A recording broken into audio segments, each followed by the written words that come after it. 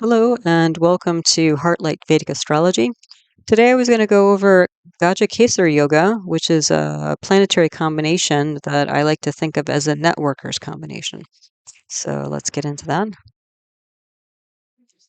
If you're new to Vedic Astrology, Jyotish, or my videos, all of my teaching videos on the subject are on my concepts playlist. They can all be found there. And wherever you see a double asterisk in one of my talks, that means I have a teaching video on that topic. So if you're not familiar with some of the terms, it may be that there's another video on it. So for this video, these are some of the other videos that will be helpful.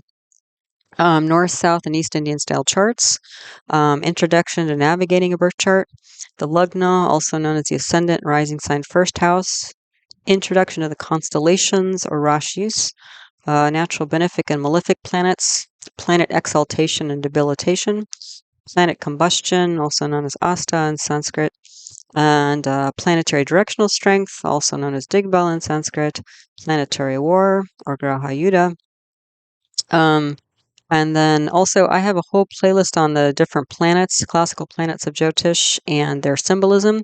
So specifically for this yoga, I would look, if you're not familiar with it, look at the videos on the moon and Jupiter, because those are the two most important planets, I think, for forming this yoga.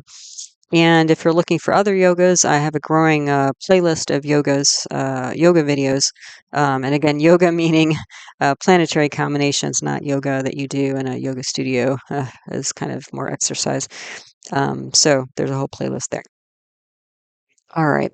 So Gaja Kesari Yoga, let's just look at what those words mean first. So yoga, as I mentioned, in Vedic astrology means a planetary combination, because yoga means to yoke, to bring together, so it's a combination. Gaja means elephant, and Kesari means lion. So elephant lion yoga, you can think of it that way. And, again, elephant and lion, those are two powerful creatures of the jungle, right? So there's power here. So I did get into shastra a little bit, because there can be, with a lot of these yogas, there can be confusion about how the yogas are formed and how do you identify them and what do they mean. So let's start off with BPH, because that's, I looked at BPH though, so Brihat Parashara Hora. And I also looked at Phala Deepika, because those are two of the kind of big texts in the Parashara system of Jyotish. And starting off with the BPH one though, because it's more stringent, and we'll talk about why stringency is important, especially for this yoga. So the first thing, in order to identify this Gaja Kesari yoga, is Jupiter is at an angle from the moon or the Lugna. And I put Lugna in orange color here because some translations of BPH do not include that. So they only write Jupiter at an angle from the moon. So I don't know why that is. I don't do translations, and I haven't compared translations. I don't, read Sanskrit, so I can't say, as a scholar of Sanskrit, which is more correct. But you can get this yoga with Jupiter at an angle from the moon or the Lugna. Let's just put it that way. Although some people will differ. So what does it mean to be at an angle from the moon or Lugna? Specifically, what that means is Jupiter is in a Kendra, and Kendra you might have heard in some of my talks. Kendra means a house that's 1, 4, 7, 10. So if we look at the chart on the right here, the 4 diamonds in the middle, those are Kendras, because they are the first house, the 4th house, the 7th house, and the 10th house. Okay, so it doesn't mean they have to be, so it doesn't mean that Jupiter and Moon have to be in Kendras, although that would potentially be good because they're positive houses, and that would support the yoga. But what that means is wherever Jupiter is, the Moon is 1, 4, 7, or 10 houses or bhavas away. Okay, so let's see. If Jupiter is in this chart, so Jupiter in this chart is in the 7th house. But if we move Jupiter to the 11th house, which has that little 1 in it, and 1 stands for the first constellation of the zodiac, which means Aries. So if Jupiter was actually in Aries instead of Sagittarius, where it is now, then in order to start thinking about, does this chart qualify as having Gaja Kesari yoga?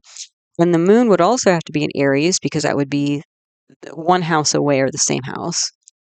4 houses away would be Cancer here, which would be the second house in this chart. 7 houses away would be the 5th house in this chart, or Libra. And 10 houses away would be Capricorn or the 8th house. Okay, just to start off. So again, that's just the first thing you're looking for with your eyeballs on a chart. Okay, is Jupiter an angle from the moon or the lugna? Okay, and the lugna again is the ascendant, rising sign, first house, all different names for the same thing. Okay, so that's the first thing. If you don't have that, then we're done. Okay, if you have that, then we want to qualify it, because the thing is that Jupiter at an angle from the moon or lugna, that's going to be true for any chart. That's going to be true for every 1 out of 3 charts, because it's not that hard to get Jupiter at an angle from the moon or the lugna. So in order for this to be special as a yoga, we have to qualify it. So then you can see we do start to qualify it. So Jupiter an angle from moon or lugna, start there. Then the criteria, so qualifiers, and Jupiter is conjoined or aspected by benefics. Okay, so the benefics, when we're talking about yogas, are Venus and Mercury. Okay, now, if you watch my benefics video, you will know that Mercury, when we're just talking about natal chart analysis, Mercury can swing either way, depending on which other planets it's associated with. But when we're talking about yogas, Mercury is always a benefic. Okay, so make that distinction. Okay, so Jupiter an angle from moon or lugna, conjoined or aspected by benefics, Venus or Mercury. Now, what's interesting here to me is that when we have Jupiter and Venus and Mercury conjoined or aspecting each other, that also gives us a Saraswati yoga, which I have a video on, which indicates things like learning and creativity. Yeah. But in any case, not to go down that road, because that's a whole other yoga. But we're still qualifying the Gaja Kesari yoga. Okay, so Jupiter at an angle from moon or lugna, conjoined or aspected by benefics, meaning specifically Venus or Mercury, and Jupiter cannot be weakly conditioned. So what would a weak condition of Jupiter entail? That would be Jupiter debilitated. That would be Jupiter combust. Also, we don't want moon weak. So if the moon was new, that would not be great. Because again, when we want yogas, in order to really get the full benefit of a yoga, the planets involved have to be strong, positively conditioned, well placed, in good houses, without a lot of other malefics stirred into the pot. Yeah. Also, being in an enemy sign is not helpful. And this is not in BPH, but I added like planetary war. If Jupiter's at planetary war, then it's unlikely you will get like a really robust Gaja Kesari yoga. The moon can't be in planetary war, but Jupiter can. Or the other thing is that these other, planets like Venus and Mercury, those can be in planetary war. So maybe you have Jupiter at an angle from the moon and they're conjoined or aspected by Venus and Mercury, but Venus and Mercury are in planetary war. That's going to bring down the yoga. Okay. Okay, so that's BPH. So if you go through that, the first one here, Jupiter an angle from moon or lugna, and then you qualify with benefics and you qualify for making sure that Jupiter is not weak. That's pretty good, but I tend to also add in here, again, just to really kind of dial in, like how much potentially is a Gaja Kesari yoga going to give in somebody's chart. Then I also added in here information from the Phala Deepika. So this part is from chapter 6, the 14th shloka, as well as the 16th shloka. It's the criteria, and then the effects are kind of split up for some reason in the text. But anyway, so in Phala Deepika, all they say Well, one, it doesn't mention specifically Gaja Kesari Yoga. Okay, so that's different in Phala Deepika. It does mention Kesari Yoga. Okay, and their definition, the Phala Deepika definition of Kesari Yoga is moon at an angle to Jupiter. So it doesn't mention Lagna. Moon at an angle to Jupiter in good houses. Okay. So, and they specifically mention not 6, not 8, not 12. Now, I have in here my little notes here, 3 question mark, because 3 is also considered to be a Dukshana negative house, but mildly so compared to 6, 8, and 12. So 3 is probably not the most ideal. Okay, so if you had Jupiter or Moon in 3, then it probably wouldn't be as robust of a Kesari Yoga if we're just talking about Phala Deepika. Okay. So, and you will see some places you will see the only criteria for Gaja Kesari is Jupiter in an angle from the moon or Lagna. But again, that's going to be in a lot of charts. 33% of the charts, from your way are going to have that. The thing though is that I actually tend to incorporate the negative bhavas piece from Phala Deepika, and that's why I put in parentheses +2 above, add to above. I add this as the Phala Deepika piece. I add in as an extra criteria for the Gaja Kesari to really determine, like, is this a yoga that's truly going to give some serious results, or is it going to be kind of So I didn't list it as like criteria number 4, but like criteria number star is sort of like an extra point. So this is how I tend to think of it. Okay, so it's sort of a amalgamation of mostly BPH with a little extra zhuzh from the Phala Deepika. Okay. And again, Moon, Venus, Mercury, Jupiter should all pretty much be strong. Because if all of them are weak, they're debilitated, they're combust, they're at war, that's going to bring them all down. Okay, generally for the chart, but also the yoga. So I have an example here of somebody's chart. And so we can see here, this is a Mercury or Gemini Lagna, a Gemini rising sign, right? There's a little 3 at the top, represents the 3rd zodiac sign or Gemini. So this is a chart that's ruled by Mercury. Okay. And so first thing to do is look for where's Jupiter, where's Moon, and or the Lagna. Okay, so Jupiter is in the 7th house. It's retrograde. That's what that little line under Jupiter means. Okay, and where's the Moon? Moon is right with it. So we have the potential here for a Gaja Kesari. Now, is it conjoined, that Moon-Jupiter combination? Right? Is it conjoined or aspected by Venus and Mercury? Well, look right above it. We have Venus retrograde aspecting the Moon Jupiter, and we have Mercury aspecting Moon Jupiter. Okay. So we have Venus and Mercury. Okay, so number 2, check. We got that. Okay. Then number 3, is Jupiter weakly conditioned? Well, Jupiter's retrograde, that gives it strength, and Jupiter's in its own house. So Jupiter is not weakly conditioned. Okay. So potentially it's not debilitated, it's actually swa. Is it combust? Well, no. I didn't put the sun in here, but the sun is very close to Mercury and Venus. Okay. So the sun is never more than one constellation away from Venus and Mercury. So that means in this chart, sun has to be in 1st house, 2nd house, or 12th house. So Gemini, Cancer, or Taurus. Okay, so sun is not near Jupiter. It's actually across from Jupiter. That's what's creating the retrograde. And so, no, Jupiter is not combust in this chart. Again, you can deduct that if you know your astronomy. Sun is not next to Jupiter, so Jupiter is good there.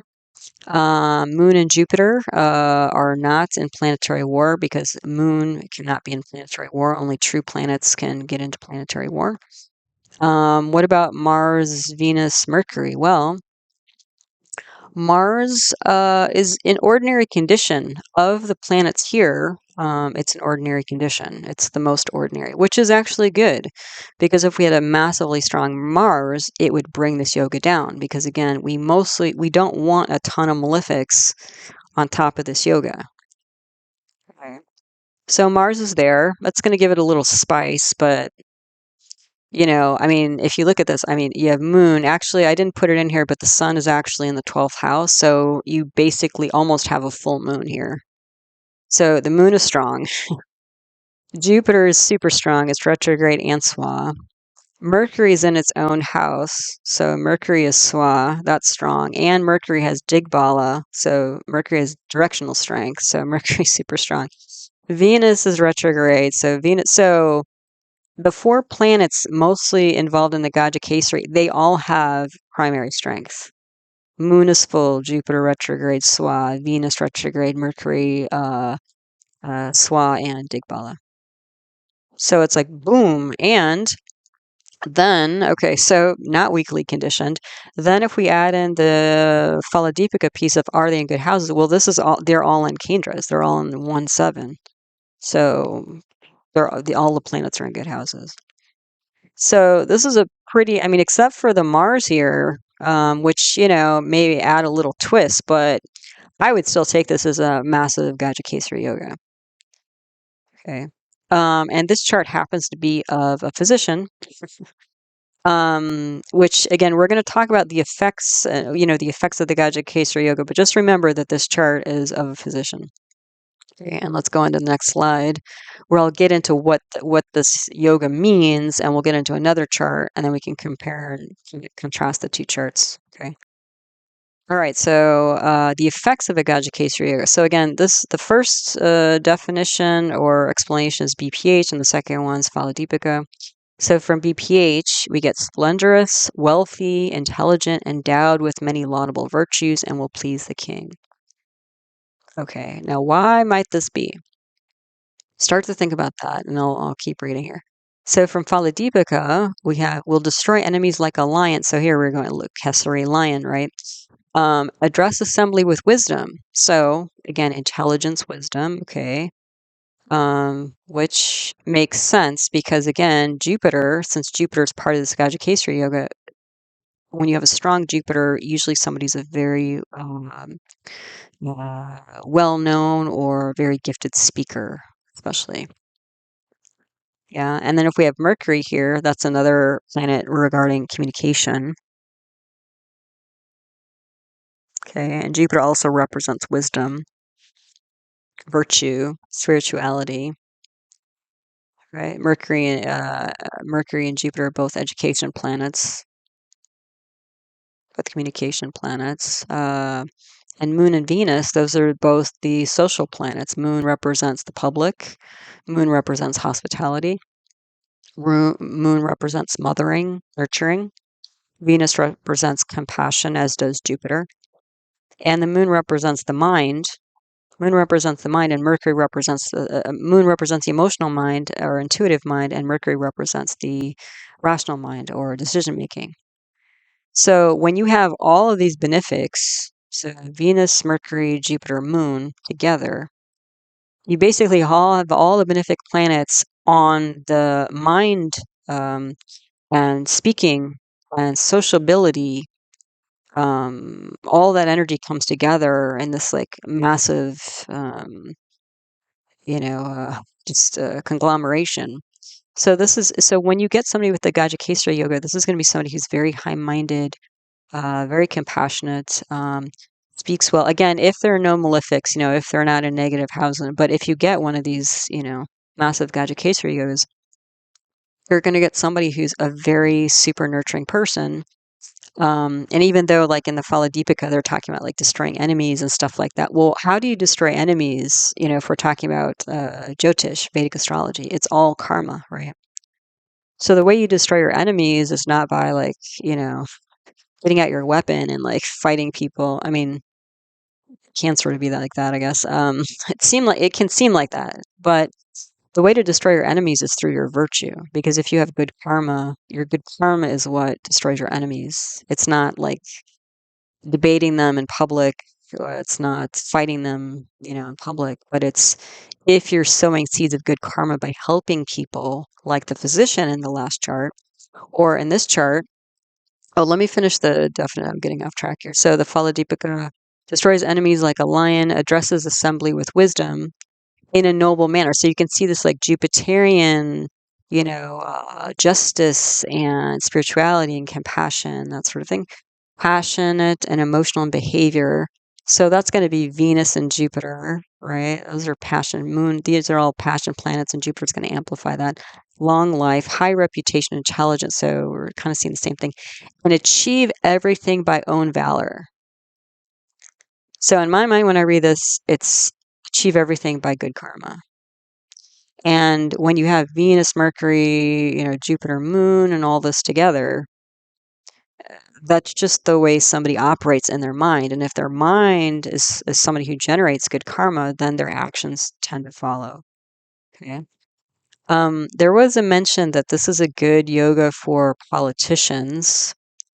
And I can imagine, I don't mean to be too skeptical here or whatever.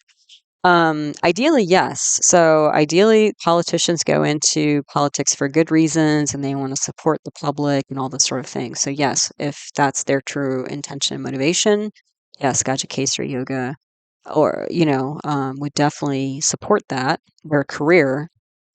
And that may even be a way if you find, I was actually looking at a bunch of charts. I went through like 10 or 12 charts. And it was actually, I wasn't finding Gaja Kesari charts too much in actually really famous people. So, but the two charts I have in this talk are, Joe Schmo average people. Or at least they're not as famous as like Beyonce. I actually looked at Beyonce's chart. She doesn't have a Gaja Kesari. But in any case, if you find a Gaja Kesari Yoga in a politician's chart, that may be one way to figure out what their true intentions are. Because again, if all these positive planets are on Mercury and Moon, the mind, you'll know deep down what somebody's thinking about, what their true motivations are. So I don't know about politicians. That's why I put question marks there. I haven't seen that many politicians' charts with Gaja Kesari Yoga, but if they did have one, I probably would be more likely to vote for them. But in a kind of a more modern sense, because again, all this language is very, how many people, I don't know. I don't live in a country with a king, so I don't know if I would potentially ever please the king if I had a Gaja Kesari Yoga. But you get the vibe here, and I think if we were going to kind of update this and kind of give a modern take on this is somebody who's going to be very well networked. Okay, meaning they know a lot of people know them. And the reason why they're well networked is because of this moon, especially this moon Jupiter combination, because that's like the main seed of this Gaja Kesari, right? A very benefic, right? Jupiter's a great benefic, moon is the mind. So you can think of it as like the great mother, right? Moon is also the mother or nurturing energy or the public. So compassion towards the public, like, and that sort of thing. So you can understand in the previous chart why that Gaja Kesari Yoga showed up in a physician's chart. Somebody who's dedicated to helping the public, right? In this chart, so we'll see this person also happened to be a Gemini Lugna, which is kind of cool, kind of convenient. So in this chart, okay, where's Jupiter and Moon? Let's start there. Jupiter's in the 4th house. Moon is 4 houses away. Okay, so the first criteria from BPH, we got it. Okay. Then we got to qualify the criteria. The second criteria is our benefics on this. Well, we have Venus and Mercury on the moon, aspecting the moon. So yes, so the second criteria is served. Okay, qualifies. And then the third criteria was, are they well conditioned? Okay, well, let's see. What are the possibilities here? Well, in this chart, I do have Sun here. So the sun is malefic, but it actually gives you a full moon. So that's actually all very similar to the physician chart. Venus and Mercury, that's very similar. So, and both of these charts actually happen to have Saraswati yogas also, which again is like education and creativity, And they both have Mercury, Swa, which often, when Mercury swat, often gives somebody who's an entrepreneur. So both physician and this person. And this person happens to be a hairstylist. Both of these people own their own business, and they're both in the business of serving and nurturing people. Okay, different, different with different kind of contexts, but they are very similar in that way. Okay, so what are possibilities here? Because I didn't, the other planets, so Mars is not here, but it's off, and Rahu, Ketu. So there are not other malefics here. But in this chart, because Venus and Mercury are so close to the sun, there's a possibility that one of those is combust. And it's true in this chart, Mercury is combust. So that's going to bring this yoga down compared to the previous chart. Okay. But Mercury is still Digbala, and it's retrograde, and it's Swa. So there's strength with Mercury, but it's also combust. So that may mean that like this person is going to have a very more strong kind of mercurial tendencies internally more than externally. Okay, so that's going to bring, so there's still a Gaja Kesari yoga here, especially because, I didn't mention BP, Phala Deepika. So these planets are all in positive houses again. So even the extra criteria from Phala Deepika is checked. Yeah. But Mercury here is combust. So it's going to bring the yoga down a little bit. We have Sun here instead of Mars, like in the last chart. So they both have a little bit of, spice, so to speak. But again, I would still take them both, because if that's the only kind of blemish, then very few people are going to get it's perfect. These are real people with real lives. The thing though is that we do have Saturn with Jupiter. Oh, and the thing is, Venus and Mercury could potentially be in war, but they are not. So we're out of that mix. Jupiter with Saturn. Well, Saturn is a pretty strong malefic. So this chart has two malefics kind of mixed in Gaja Kesari, right? We have one malefic on the moon and one malefic on Jupiter, and Saturn's nothing to sneeze at, right? So just having Mercury's combust, that's going to bring it down. Two malefics now. That's going to bring it down a little bit. And what else do we have here?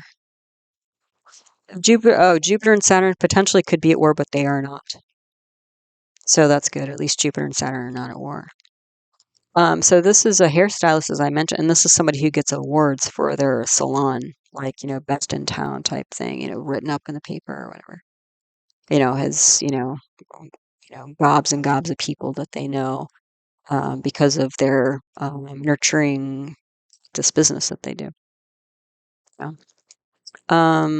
So again, for these two charts, the Gaja Kesari Yoga is very strong. I would say the first chart is stronger than this by a bit, but not too much. They're almost the same, actually, because of where the planets are. But again, they're both well networked, known by many people. Many people know them. And again, it's kind of more this like one-on-one type service, because what I was seeing, like, again, I was a little bit surprising not to see too many celebrities, with the Gaja Kesari Yoga. But if you get that famous, where everybody knows you on the street and you can't walk down the street without somebody like grabbing their camera or something, those people end up kind of isolated in the end, or like the royal family, like everybody knows them, right? The monarchs of England or, Great Britain. But everybody probably knows them, or many almost, if not them, who. But how many people do they actually know themselves? I don't know. I didn't look at their charts, but I'm guessing based on just my limited little survey, they may not have Gaja Kesari yogas.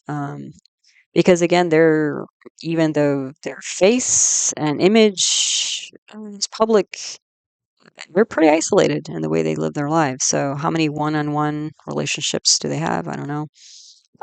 But again, this all gets down to, again, to really understand the true essence of the Gaja Kesari Yoga, you really have to really think deeply about what does the moon represent and Jupiter represent, and why does that combination seed with the addition of Venus and Mercury, why this yoga is pretty important and tells you a lot about somebody and their motivations and I would even say purpose in life.